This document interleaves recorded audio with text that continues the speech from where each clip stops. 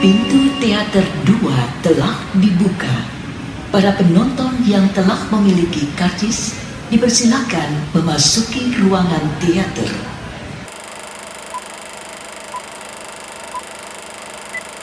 Pusing mama lihat kamu udah kayak ikan paus terdampar gini.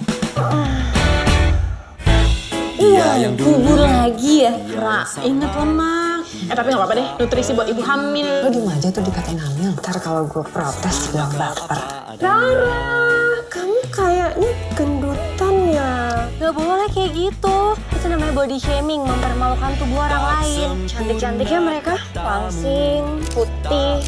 Nyari yang cantik itu gampang, yang susah tuh nyari yang cocok. Kamu udah cantik, cocok lagi.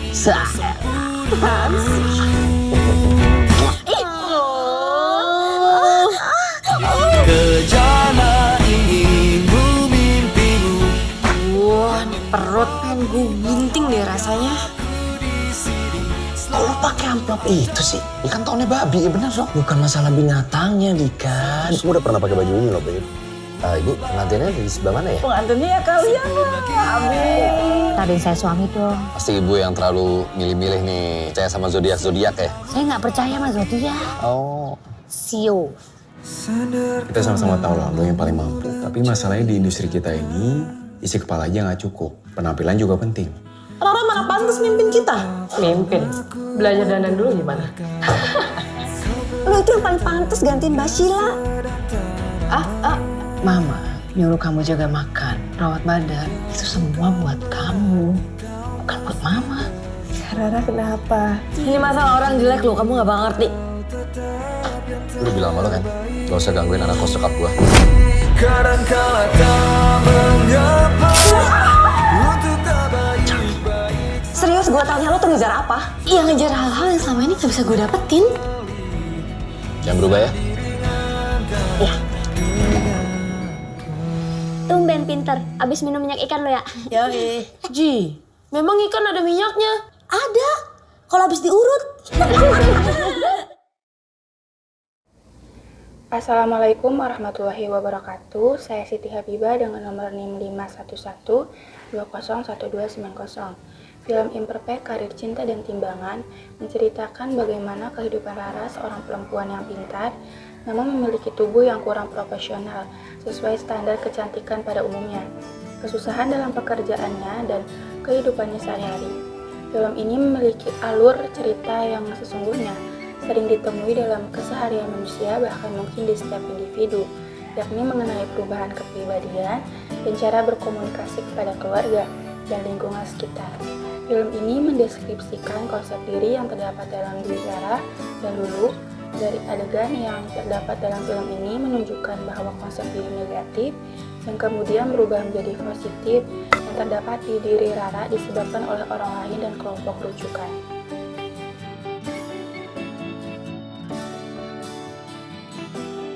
Assalamualaikum warahmatullahi wabarakatuh. Perkenalkan, nama saya Nur Cahya dengan NIM 511129188. Yang pertama ada unsur intrinsik dari film Imperfect. Di dalam unsur intrinsik dari film Imperfect ada tema. Tema yang diangkat dari film Imperfect yaitu body shaming. Body shaming adalah perilaku menjelek-jelekan dan mengomentari penampilan fisik orang lain. Yang kedua ada alur. Alur dari film Imperfect ini yaitu alurnya maju. Karena di dalam film ini diceritakan dari awal mula gadis yang awalnya berpenampilan kurang baik, yang pada akhirnya diceritakan bagaimana ia mengubah penampilannya hingga menjadi lebih baik. Yang ketiga ada konflik. Konflik dari film Imperfect ini yaitu pemeran utama yaitu Rara dibully penampilannya dan ibunya membanding-bandingkan dengan adiknya yaitu Lulu.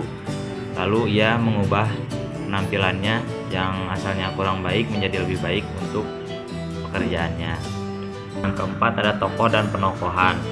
Tokoh utama di dalam film ini yaitu Jessica Mila, berperan sebagai Rara. Orangnya dalam penokohannya yaitu insecure, pengertian, kurang bersyukur, minderan, dan punya nilai sosial yang tinggi. Yang kedua ada Reza Rahardian, berperan sebagai Dika. Orangnya pengertian, penyabar, penyayang, romantis, dan menerima apa adanya dan pekerja keras. Yang ketiga ada Yasmin Naper, berperan sebagai Lulu, minderan dan tidak bisa menerima kritikan orang. Yang keempat ada Karina Suwandi, berperan sebagai Debbie, orangnya suka membanding-bandingkan tetapi penyayang.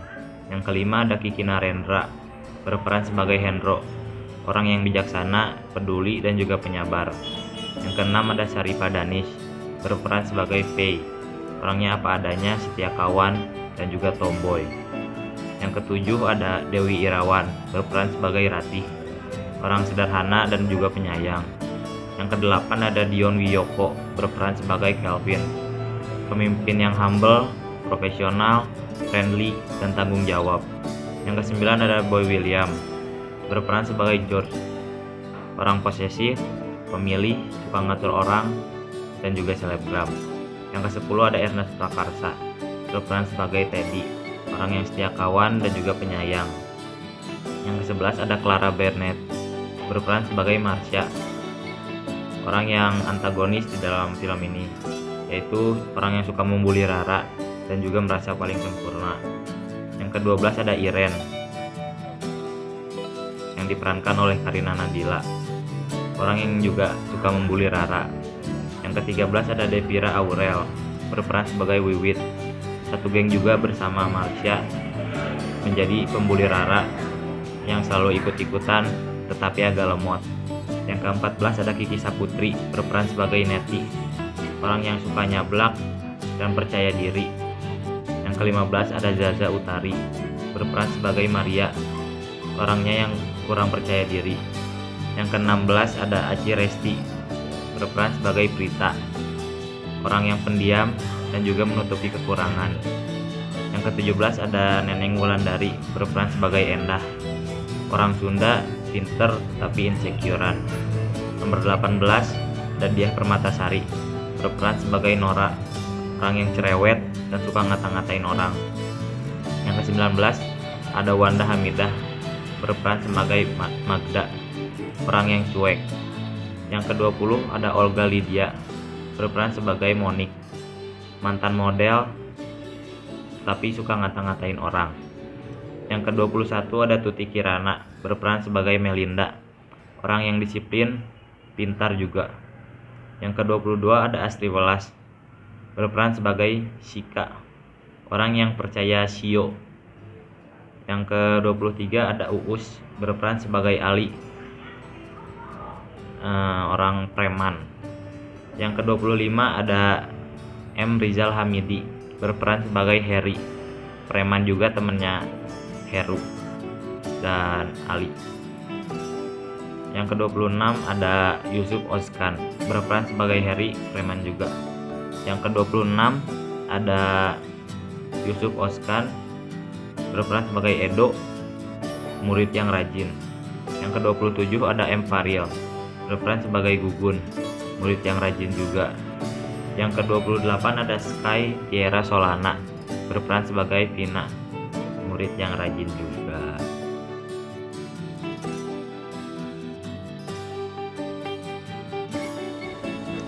Assalamualaikum warahmatullahi wabarakatuh. Saya Siti Hadibah dengan nomor NIM 511201290. Dalam unsur intrinsik selanjutnya yaitu ada latar tempat. Yang pertama rumah Rara, yang kedua sekolah Lentera, yang ketiga kantor, yang keempat tempat gym, yang kelima rumah Dika, yang keenam kos-kosan, dan yang ketujuh rumah Teddy. Lalu ada latar waktu, yang pertama pagi hari, yang kedua siang hari, yang ketiga sore hari, dan yang keempat malam hari. Lalu selanjutnya ada latar suasana, yang pertama bahagia, yang kedua sedih, ketiga galau, yang keempat mengharukan, dan yang kelima kecewa. Lalu ada sudut pandang. Sudut pandang di sini menggunakan sudut pandang orang pertama atau sudut pandang penulis. Lalu ada gaya bahasa, yang pertama majas personifikasi, yang kedua majas simile, yang ketiga majas hiperbola, yang keempat majas ironi, dan yang kelima majas alegori. Lalu ada amanat. Film Imperfect mengajarkan ubahlah insecure jadi rasa bersyukur dan mengajarkan kita untuk melihat sesuatu dengan cara lain, bahwa sempurna itu bukan soal fisik yang ideal, bukan tentang cantik dan ganteng, bukan kurus dan gendut, hitam atau putih, tapi lebih jauh dari itu.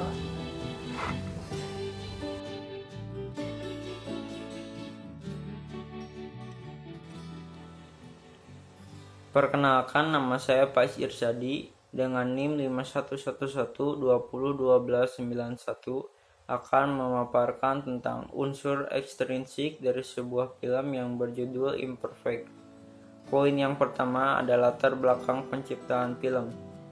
Diadaptasi dari sebuah novel yang berjudul serupa yaitu Imperfect karya dari Meira Anastasia.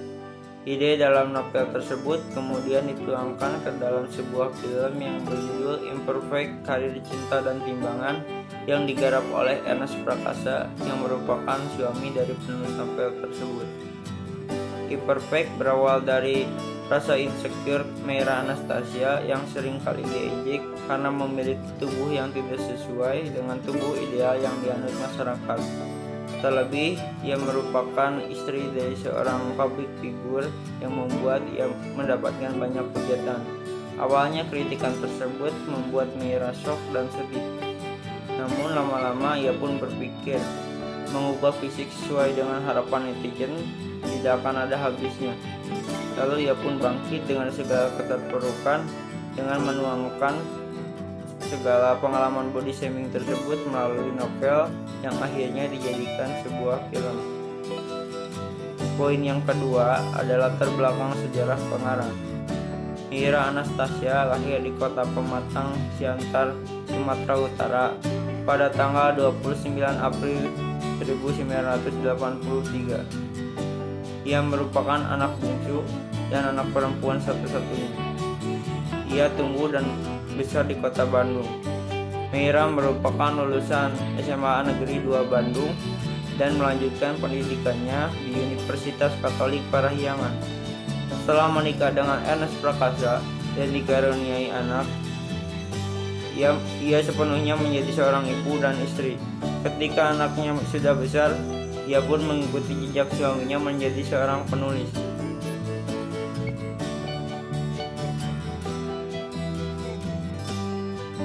Perkenalkan, saya Rike Nurul Garini dengan NIM 5111201292. Masuk pada nilai sosial, di sini tuh ada 3. Yang pertama, kasih sayang dan kepedulian ini amat sangat dibutuhkan oleh setiap manusia. Contohnya di sini Rara yang menganggap ibunya tidak menyayanginya dan hanya bisa membandingkan dengan adiknya Lulu dan juga memaki Rara. Padahal ibunya di sini mempunyai cara tersendiri untuk menunjukkan rasa kasih sayangnya terhadap setiap anak-anaknya. Yang kedua ini membuat keputusan bersama guna mencapai kesepakatan bersama. Contohnya ketika Pak Kelvin, Rara, dan juga rekan-rekannya itu rapat untuk memajukan perusahaan Malati. Yang ketiga, di sini tuh ada gotong royong antar sesama untuk membuat pekerjaan menjadi lebih mudah. Contohnya ketika Dika menyiapkan pesta ulang tahun kecil-kecilan untuk Rara yang dibantu oleh murid-murid sekolah Lentera. Selanjutnya masuk pada nilai moral, di sini juga ada 3. Yang pertama itu saling menghormati dan menghargai perbedaan. Contohnya ketika anak kos tidak mempermasalahkan mengenai perbedaan agama, ras, dan juga fisik, maka mereka dapat berteman dengan damai dan tentram. Yang kedua itu tidak membuang sampah sembarangan. Ketika Dika mengingatkan Teddy untuk tidak membuang sampah di mana saja walaupun tempatnya terlihat kotor. Yang ketiga, itu ada tidak lupa untuk mengucapkan terima kasih setelah dibantu. Itu contohnya ketika Teddy memberikan pekerjaan tambahan kepada Dika karena tahu Dika itu sedang membutuhkan uang untuk melunasi utang-utang ibunya. Selanjutnya masuk pada nilai agama, yaitu saling mengingatkan kepada kebaikan. Contohnya ketika George ini mengajak kepada followersnya untuk selalu beramal dan juga mengingatkan bahwa hidup di dunia ini hanyalah sementara. Selanjutnya ada nilai budaya, yaitu perbedaan bahasa. Jadi di sini tuh ada Endah yang berasal dari Sunda mengajarkan kepada Maria yang berasal dari Indonesia bagian timur apa arti kata meureun. Masuk pada nilai ekonomi, yaitu sebuah kasih sayang tidak dapat diukur dan juga dibayar dengan uang. Contohnya ketika Dika sedang terpuruk karena masalah ekonomi, bukan berarti harga dirinya itu hilang, akan tetapi dia hanya ingin ditemani oleh Rara, didengarkan keluh kesahnya, dan juga butuh dihibur oleh Rara, termasuk pada nilai pendidikan. Pendidikan ini amat sangat dibutuhkan oleh semua orang. Akan tetapi tidak sedikit juga yang pendidikannya terhambat hanya karena masalah ekonomi.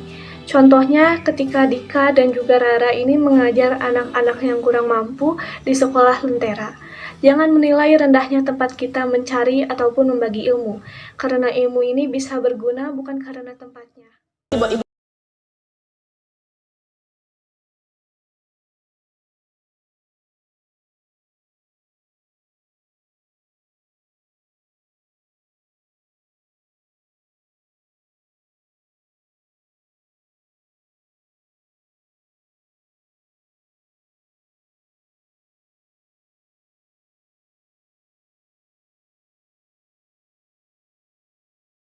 Hamil. Lo diem aja tuh dikatain hamil. Ntar kalau gue protes bilang baper. Rara, kamu kayaknya gendutan ya. Gak boleh kayak gitu. Itu namanya body shaming, mempermalukan tubuh orang lain. Cantik-cantiknya mereka langsing, putih. Nyari yang cantik itu gampang. Yang susah tuh nyari yang cocok. Kamu udah cantik, cocok lagi.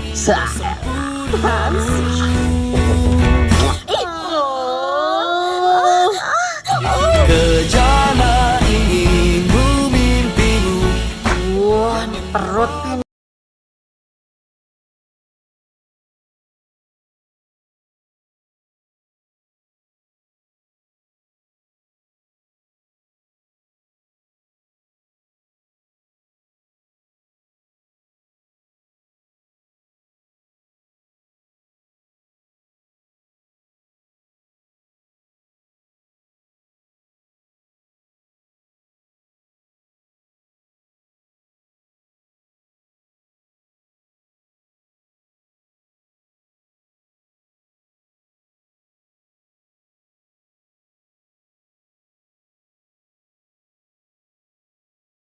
Belajar dandan dulu gimana? Lo itu yang paling pantas gantiin Mbak Sheila. Mama nyuruh kamu jaga makan, rawat badan, itu semua buat kamu, bukan buat mama. Rara kenapa?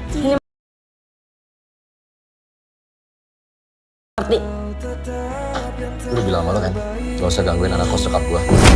Kadangkala tak menyapa untuk tak baik-baik. Serius gue tanya lo tuh ngejar apa? Iya, ngejar hal-hal yang selama ini gak bisa.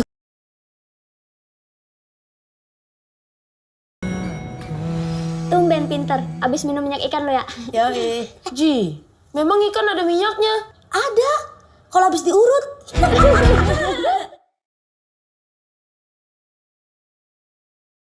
Kok lu pakai amplop itu sih? Ikan tahunnya babi, ya bener dong. Bukan masalah binatangnya, Dika. Semua udah pernah pakai baju ini loh, Babe. Ibu, pengantinnya di sebelah mana ya? Tadi saya suami dong. Pasti ibu yang terlalu milih-milih nih. Percaya sama zodiak-zodiak ya? Saya nggak percaya sama zodiak. Oh. Sio. Kita sama-sama tahu lah, di industri kita ini isi kepala aja nggak cukup, penampilan juga penting. Rara mana pantas mimpin kita? Mimpin? Belajar dandan dulu gimana? Lo itu yang paling pantas gantiin Mbak Sheila.